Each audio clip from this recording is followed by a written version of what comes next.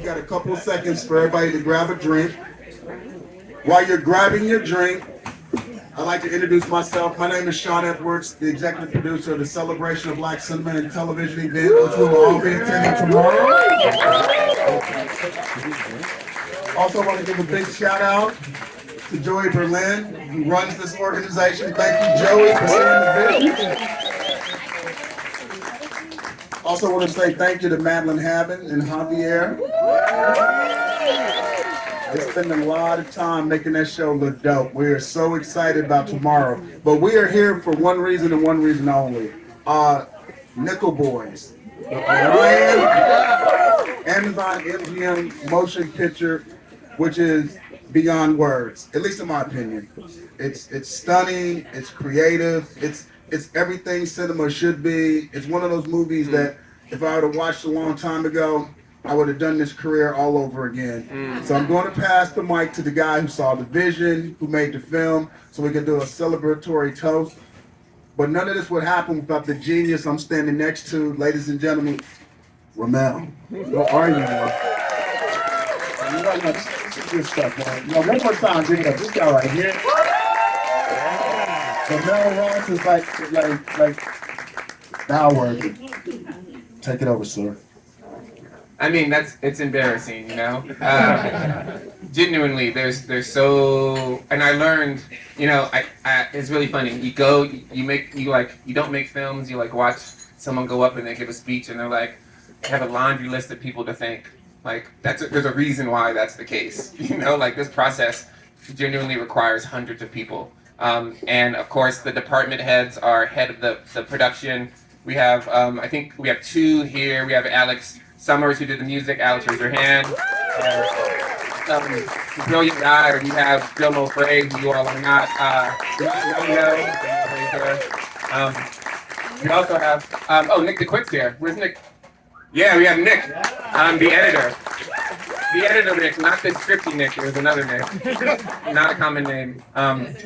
Sorry, he knows what he's saying. But honestly, this film, it's a joy to make, and especially be ushered into the world with people who, despite what I've been told about studios and the entertainment industry, genuinely care about the content and the ideas and who it reaches and how it reaches. So before we talk about Aunjanue, I want to thank the NGM Orion Squad, Adrian, Eileen, Jesus, Edward, Naya, Gray, everyone that's here, that's genuinely surprised me with how much they really want this to be something that Black culture can get behind and be proud of as a contributing element to the larger canon. But Aunjanue,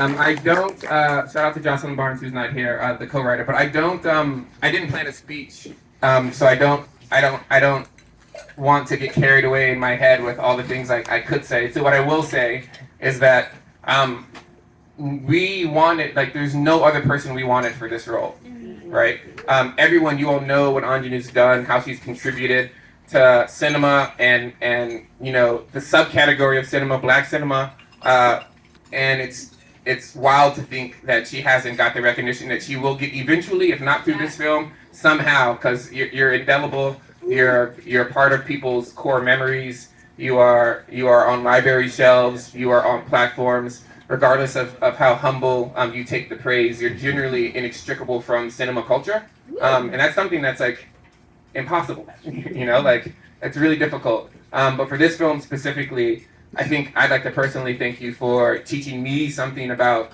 what quote-unquote Black love can look like in cinema. The film is an experiment, though I don't like it being called that because it's normally used pejoratively. It's an experiment in that we were trying to have the way that Aunjanue looked at you all through the screen. We're trying to add that to the way in which people, including ourselves, see ourselves and the way that the world can see us. And it's an impossible task to ask an actor to go against the years of training, to make the camera invisible and to be in a scene with someone, to, on the day, in 3 hours, over and over, commit themselves to going through an emotional moment into the lens, and not have their eyes glaze over. Because you can look when someone's in the camera, they glaze over, and it doesn't look like they're looking through it. doesn't look like they're looking at you. That's a different type of connection with what's happening, different type of presentism. And you know, Ethan, Herisse, and Brandon Wilson did it as well. Get them up. Yo, Gene, come up. Brandon, come up, just so that we can see your guys' faces.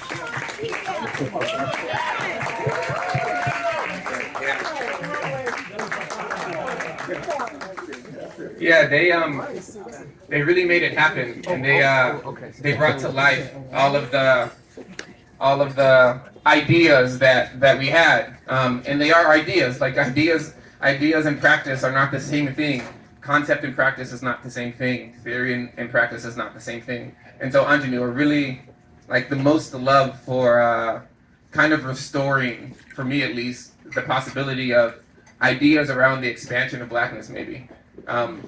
For maybe showing the world, and we've seen it in our families, we've seen it in other ways, we've seen it in Spike Lee films, we've seen it in Julie Dash's films in other ways, but in the way in which you did it, in the way in which we did it, is genuinely profound and I'd say unbelievable. And so, yeah, thank you for you, and we're here to celebrate you and toast to you. And so, can maybe we bring up the glasses? Is that what people do? Yeah. To Aunjanue Ellis-Taylor for your contribution to history. Hey. You're here. Here, here. Love you, Aunjanue. Love you, Aunjanue. Thank y'all. Thank y'all so much.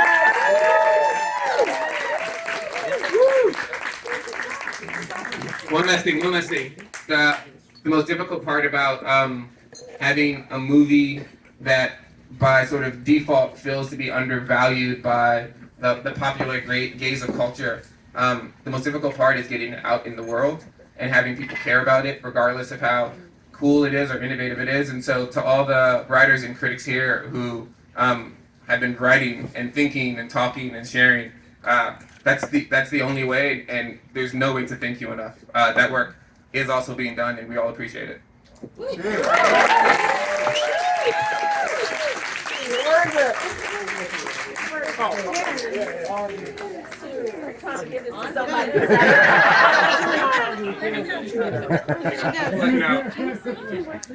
Okay, yeah, right over there. Go over there. All right.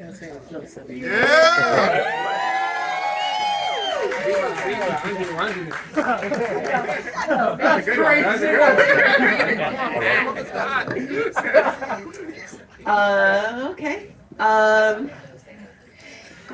Yeah, I've said this so many times, but you know, the reason I am here, I'm thinking, is because the universe granted me a wish, and that wish was to work with RaMell Ross. I saw his tremendous work in Hale County this evening, and I am a Black woman from the backwoods of Mississippi, and I have seen a lot of portrayals of Black Southern life, or just Southern rural life, period. Walker Evans, Sally Mann, William Ferris, and I never saw myself. I never felt honored, first of all, by having my name underneath those pictures. Let's start there. But I saw something in Hale County where I felt witnessed. I felt someone was saying amen to my life. And I stalked this man, and you know, he didn't respond, but you know, okay. I understand. And then a couple years later, Nickel Boys came around, and you know, they said there might be something in it for me, and I was just begging and pleading and hoping. And now I had that experience, and I'm so grateful to you. Thank you so much. Thank you so much. Pleasure all mine, all ours, all ours. And I have worked with Ethan before on When They See Us. I played his mama, now I'm playing his grandmama. It's gonna be great-great-grandmama next time. It's gonna be husband next time.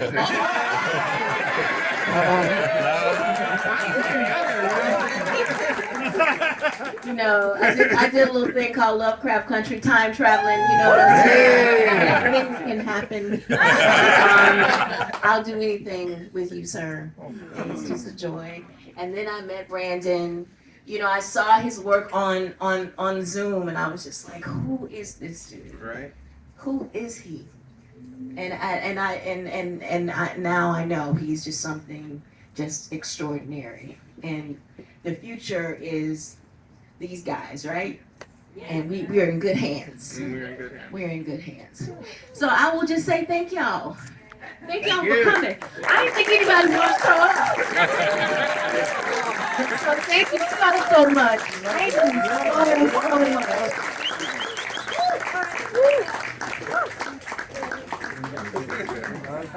Thank you, MGM. Yeah. Thank you, my twin, Jonathan, my white twin.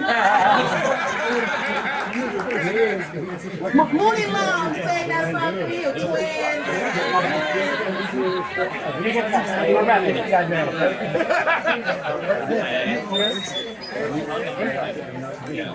Brandon.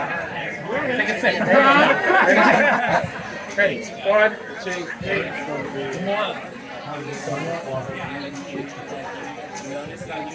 I'm great.